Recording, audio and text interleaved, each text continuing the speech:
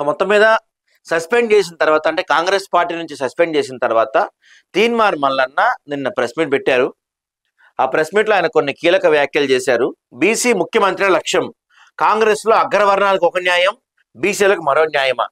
ఏదైతే కాంగ్రెస్ పార్టీ ఆయన సస్పెండ్ చేసిందో ఆ సస్పెన్షన్ లెటర్ ని ఫ్రేమ్ కట్టించి పెట్టుకున్నాడంట. ఆయన జీవితంలో మర్చిపోలేదు నేను అని చెప్పి ఫ్రేమ్ కట్టించి పెట్టుకున్నారంట. నిన్న చూపించారు ఆయన. బీసీల రాజ్యాధికారం కోసం పోరాటం, రేవంత్ రెడ్డి ఒత్తిడితోనే సస్పెండ్ చేశారు. నన్ను సస్పెండ్ చేస్తే బీసీ ఉద్యమం ఆగదు, కులగణన లెక్కలు తప్పు అని కాలబెట్టిన, తప్పులను ప్రశ్నిస్తే కాంగ్రెస్ కు నచ్చడం లేదు, పార్టీ పెట్టను, బీసీ జేఏసీతో ముందుకెళ్తా, మీడియాతో ఎమ్మెల్సీ తీన్మార్ మల్లన్న. పార్టీ పెట్టడంటండి. వెంటనే కౌంటర్ ఇచ్చారు మన సీతక్క గారు. బీజేపీ బీఆర్ఎస్ గొంతుకై మల్లన్న మాటలు, ఏఐసిసి అధినేతతో పోల్చుకునే స్థాయి మల్లన్నకు లేదు, సమయం ఇచ్చినా స్పందించలేదు మంత్రి సీతక్క. ఈయన మాట్లాడిన దానికి వెంటనే సీతక్క కౌంటర్ ఇచ్చారు. అది ముందు చూద్దాం ఈయన ఏమన్నాడు.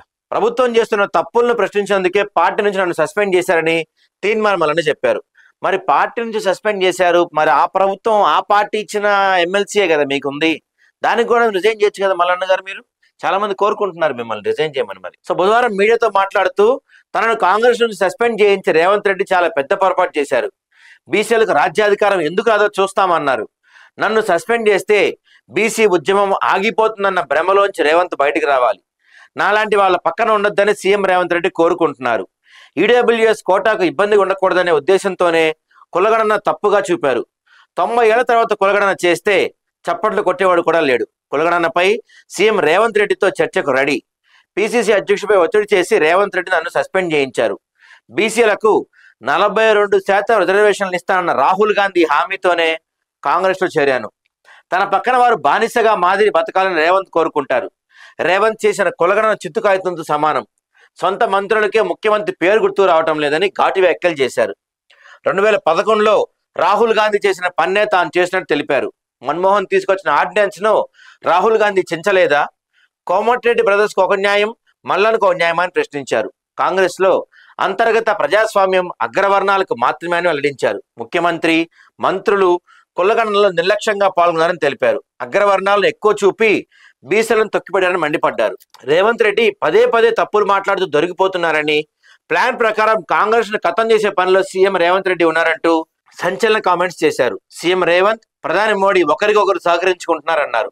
మల్కాజ్గిరి, చేవెళ్ల, మహబూబ్నగర్ ఎంపీలను బీజేపీ గెలవటానికి రేవంత్ సహకరించారని ఆరోపించారు. మల్లన్న గారు ఇదంతా జరిగినప్పుడు ఏది మన మోడీకి రేవంత్ సహకరించినప్పుడు కానీ, లేకపోతే మోడీ కోసం రేవంత్ పనిచేసినప్పుడు కానీ మీరంతా కాంగ్రెస్ పార్టీలో ఉన్నారు కదా, మరి అప్పుడు మీరు ఎందుకు ఒక్కసారి కూడా మాట్లాడలేదు? రేవంత్ రెడ్డి ఆ 3 నియోజకవర్గాలు గెలిపిస్తానికి చేస్తున్నారని మీరు ఎందుకు కంప్లైంట్లు అధిష్టానానికి?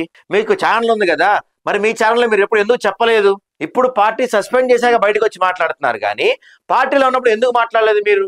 పైపెచ్చి మీకు మీ దగ్గర ప్రూఫ్స్ ఉన్నాయా? నిన్న ఒక రిపోర్టర్ మిమ్మల్ని అడిగాడు, సార్ మీరు మల్లన్న గారు మీరు పెద్ద బ్లాక్ మెయిలర్ అని మీ మీద ఆరోపణలు ఉన్నాయి కదా, నిజమేనంటే ప్రూఫ్స్ ఏంది, ప్రూఫ్స్ లేకుండా ఎట్ట మాట్లాడుతా అన్నారు కదా. మరి రేవంత్ రెడ్డి మోడీ కోసం పనిచేస్తున్నాడు, రేవంత్ రెడ్డి వల్లే ఈ 3 పార్లమెంట్ నియోజకవర్గాలు ఓడిపోయారని మీరు చెప్తున్నారు కదా, మరి మీ కాడ ఏం ప్రూఫ్స్ ఉన్నాయి?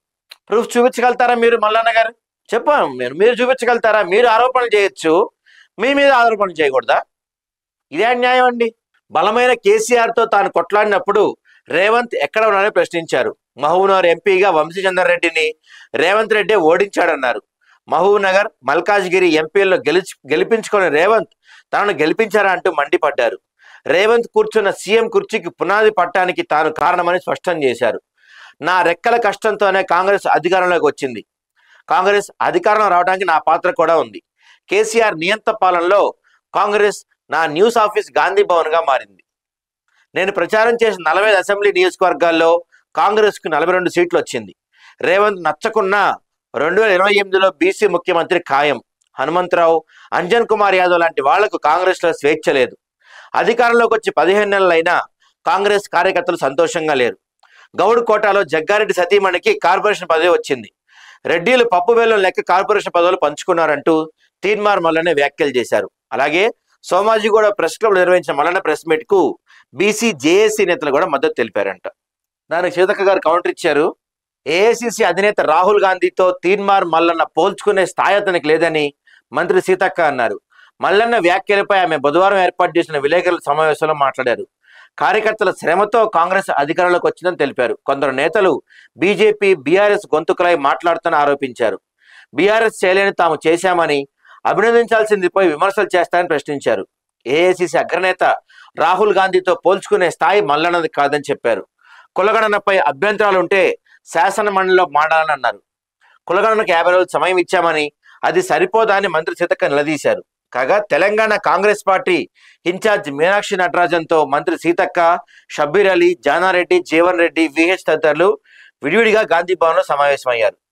పార్టీలో జరుగుతున్న పరిణామాలపై తమ అభిప్రాయాలు చెప్పాలని పిఎస్సి సభ్యులను మీనాక్షి నటరాజన్ కోరారు. ఎమ్మెల్సీ తీన్మార్ మల్లన్న వ్యాఖ్యలపై ఏఐసిసి కార్యదర్శి వంశీచంద్ రెడ్డి తీవ్ర ఆగ్రహం వ్యక్తం చేశారు. మల్లన్న వ్యాఖ్యలను ఖండించారు. తన ఓటమికి సీఎం రేవంత్ రెడ్డి కారణమంటూ మల్లన్న చేసిన వ్యాఖ్యలు కేవలం తన ఉనికి కోసమే అని చెప్పారు. తాను మహబూబ్ నగర్ నుంచి ఎంపీగా పోటీ చేయాలని అధిష్టాన నిర్ణయమని తెలిపారు. తన గెలుపు కోసం సీఎం రేవంత్ రెడ్డి ఎంతో శ్రమించారని చెప్పారు. బీఆర్ఎస్, బీజేపీ కుమ్మక్క రాజకీయాల్లో భాగంగానే మహబూబ్ నగర్లో బీజేపీ గెలిచిందన్నారు. ఎమ్మెల్సీ కవిత జైల్లో ఉండడంతో ఆమెను బయటకు తీసుకురావడం కోసం బీఆర్ఎస్ పార్టీ బీజేపీకి అమ్ముడుపోయిందన్నారు. గతంలో కేసీఆర్ లాంటి నేతలు ఎంపీగా పనిచేసిన మహబూబ్ నగర్ సిట్టింగ్ సీట్లో బీఆర్ఎస్ డిపాజిట్ కోల్పోయి బీజేపీకి మద్దతు ఇచ్చిందన్నారు. ముఖ్యమంత్రి నుంచి గ్రామ స్థాయి కార్యకర్త వరకు ప్రతి ఒక్కరూ తన గెలుపు కోసం సమిష్టిగా కృషి చేశారని వంశీచంద్రరెడ్డి పేర్కొన్నారు. తీన్మార్ మల్లన్న వ్యాఖ్యలపై జానారెడ్డి కూడా స్పందించారు. కులగణన అంశంలో తన పాత్ర లేదని చెప్పారు. మల్లన్న గాలి మాటలు మాట్లాడితే కుదరదని హెచ్చరించారు. తప్పు చేసిన వాడిని క్షమించే గుణం తందన్నారు. తనను ఎవరు తిట్టినా తాను పట్టించుకోనని చెప్పారు. తీన్మార్ మల్లన్న సమావేశంలో తనకు ఎలాంటి సంబంధం లేదని చెప్పారు. ప్రత్యక్ష రాజకీయాలకు తాను దూరం, సలహాలు అడిగితే ఇస్తా అని తెలిపారు. పరిపాలన చేసేవారు సైతం సలహాలు అడిగితే ఇస్తా అని చెప్పారు. ఈయన తమ నాయకులు తనను విమర్శిస్తే ఖండిస్తా లేరన్నారు. అలాగే సమర్థించాలని చెప్పారు. ఎందుకో వారిని అడిగి తెలుసుకోవాలని జానారెడ్డి చెప్పారు. తీన్మార్ మల్లన్న అంశం తనకు సంబంధం లేదని మాజీ ఎంపీ వి హనుమంతరావు అన్నారు. పార్టీ బలోపేతంపై దృష్టి పెట్టాలని మీనాక్షి నటరాజన్ చెప్పానని బుధవారం గాంధీ భవన్లో విహెచ్ మీడియాతో మాట్లాడారు. మీనాక్షి నటరాజన్ తనను ఏమీ అడగలేదని చెప్పారు. ఏఐసి అగ్రనేత రాహుల్ గాంధీని ప్రధాని చేయాలని మీనాక్షి నటరాజన్ చెప్పారని హనుమంతరావు చెప్పారంట. అది మొత్తానికి ఇద్దరి మధ్య గట్టిగా గొడవ అవుతుంది కాంగ్రెస్ పార్టీలో.